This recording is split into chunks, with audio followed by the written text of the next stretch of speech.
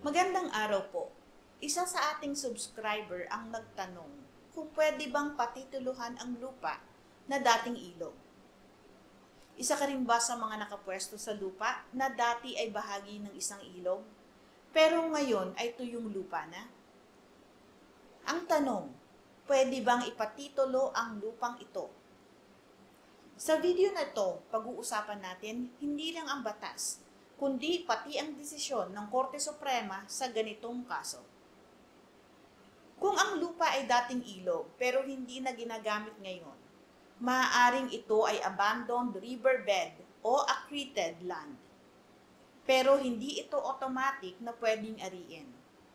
Kaya mahalaga ang guidance ng batas at ng mga naging desisyon ng Korte Suprema.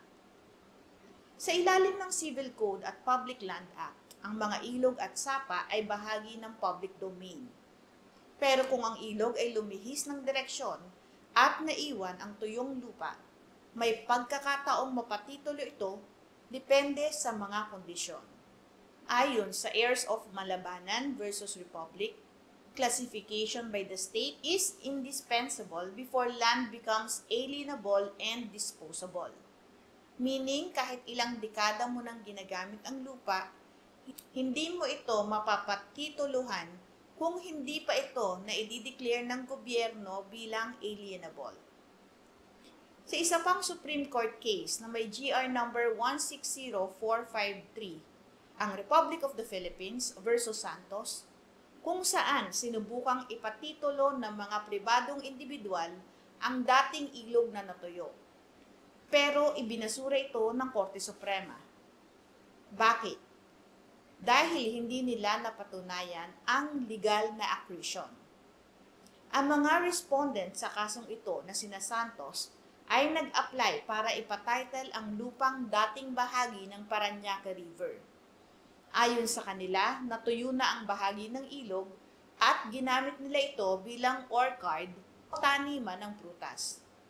Matagal na raw nila itong inuukupa.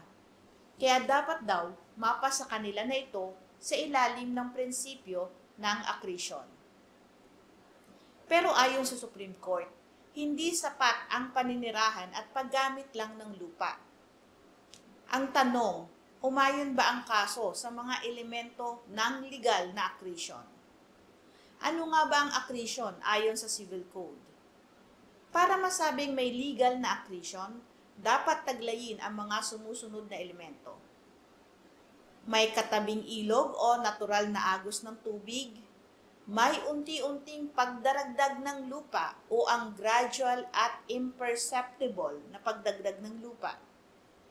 Ang pagdaragdag ay dahil sa natural na aksyon ng tubig at ang bagong lupa ay nakakabit sa existing property ng may-ari. Sa kasong ito, ang lupa ay dati mismong ilog, hindi bahagi ng gradual build-up.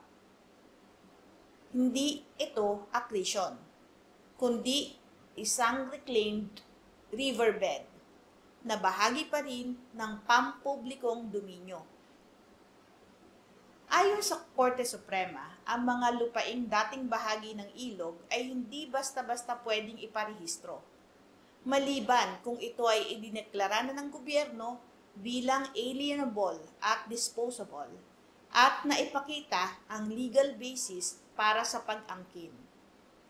Ngunit dahil wala ang dalawang ito sa kaso natin ngayon, ibinasura ang kanilang aplikasyon. Tandaan po natin na hindi porket natuyo ang isang ilog at ginamit mo na ito ng ilang dekada ay sa iyo na ito. Sa ilalim ng batas, may proseso at kondisyon bago maging pribado ang isang lupaing dating pampubliko.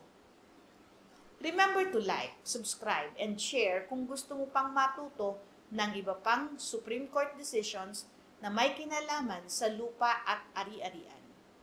Patuloy po kayong manood, magtanong at matuto ng tungkol sa batas. Magandang araw po, ako si Attorney Claribel Lucila.